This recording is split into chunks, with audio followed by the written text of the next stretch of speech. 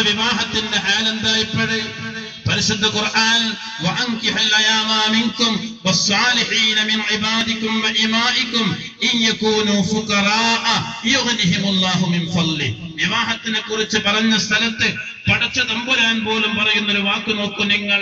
അൻകിഹൽ അയാമ മിൻകും വസ്സാലിഹീൻ, നിങ്ങളിലുള്ള സാലിഹീങ്ങളായ വധുവരന്മാരെ നിങ്ങൾ അന്യോന്യം വിവാഹം ചെയ്യണം.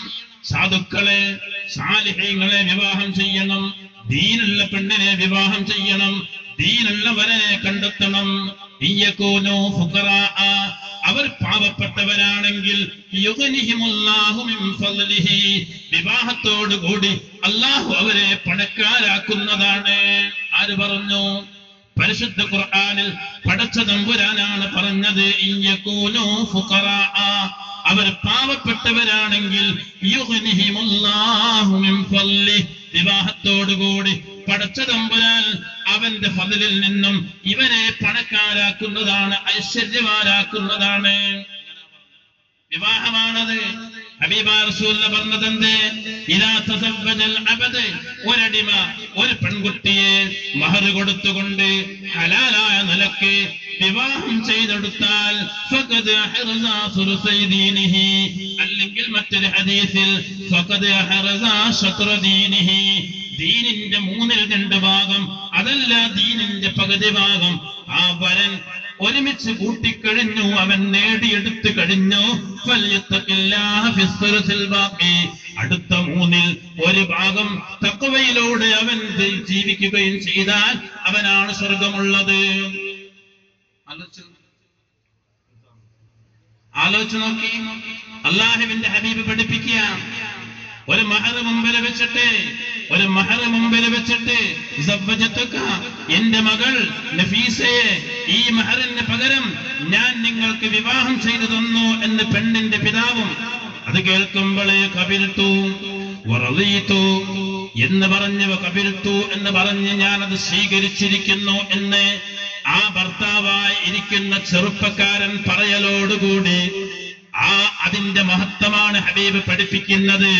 ഫഖദ് അഹ്റസ സുലുസൈ ദീനിഹി, ദീനിനെ 3 ഓഹരി ചെയ്താൽ അതിന്റെ 2 ഓഹരിയും വിവാഹത്തോടുകൂടി ചെറുപ്പക്കാരൻ നേടിയെടുത്തു കഴിഞ്ഞു. ഫൽയത്തഖില്ലാഹ ഫിസ്സുലുസിൽ ബാഖി, ഇനി 1 ഭാഗമാണുള്ളത്. അത് തഖ്വയിലൂടെ ജീവിക്കുമ്പോൾ ആ ദീന് പൂർണ്ണമായി അവൻ നേടിയെടുക്കാൻ സാധിക്കുന്നവനായി. ദീനിന്റെ 2/3 ഭാഗം വിവാഹത്തോടുകൂടി നേടിക്കഴിഞ്ഞു. അത്രയും മഹത്തായ ഒരു ഇബാദത്താണ് വിവാഹം എന്നുള്ളത്.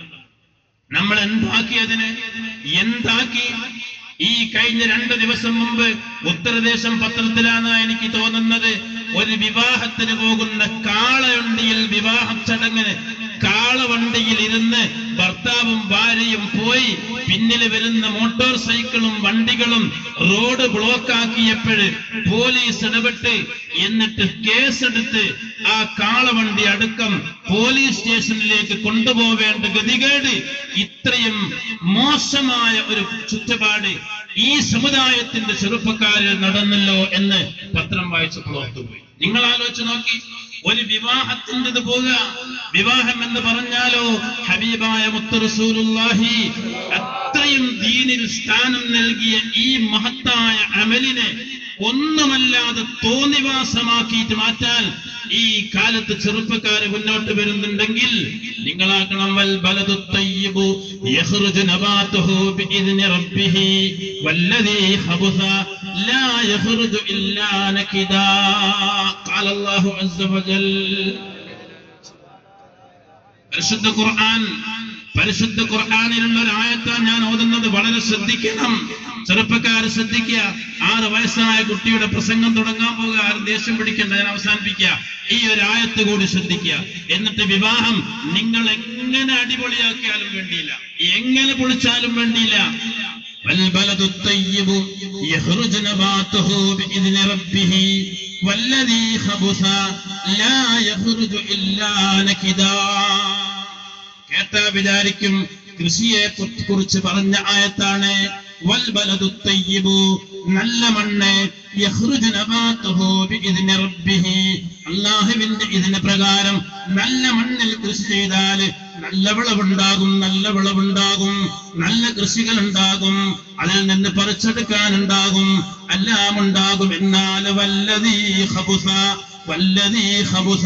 മണ്ണ് മോശമായാൽ, ഭൂമി മോശമായാൽ, ലാ യഖ്റുജു ഇല്ലാ നകിദാ, കേടായ നമുക്ക് ഉപകാരമില്ലാത്ത കൃഷികളെ കേടായ ഭൂമിയിൽ കൃഷി ചെയ്യാൻ സാധിക്കൂ, അത് മുളപ്പിക്കൂ എന്ന് പരിശുദ്ധ ഖുർആൻ പറഞ്ഞെടുത്ത് മുഫസ്സിരീങ്ങൾ പറഞ്ഞത് ഇത് വിവാഹത്തെ കുറിച്ച് പറഞ്ഞ ആയത്താണ്.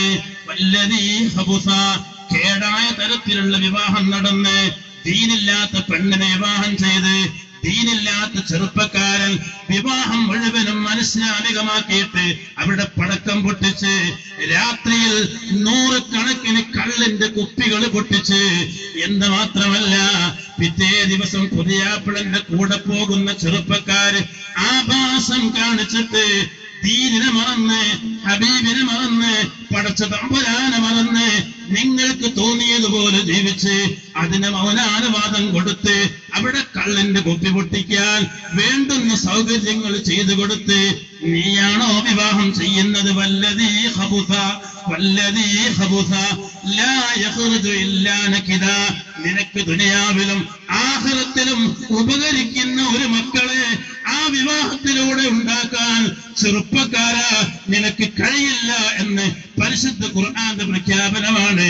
അതുകൊണ്ട് നല്ല മക്കളെ, നിനക്ക് ദുനിയാവിൽ ഉപകരിക്കുന്ന ആഖിറത്തിൽ ഉപകരിക്കുന്ന, നിന്റെ ആഖിറത്തിൽ സിറാത്തുൽ മുസ്തഖീം കൈപിടിച്ച് കടത്തുന്ന മക്കളാണോ വേണ്ടത് എങ്കിൽ വൽവലദു തയ്യിബ്, നല്ലവനായിരിക്കണം, നിന്റെ ഭാര്യ ദീനുള്ളവളായിരിക്കണം, നീ ദീനുള്ളവനായിരിക്കണം.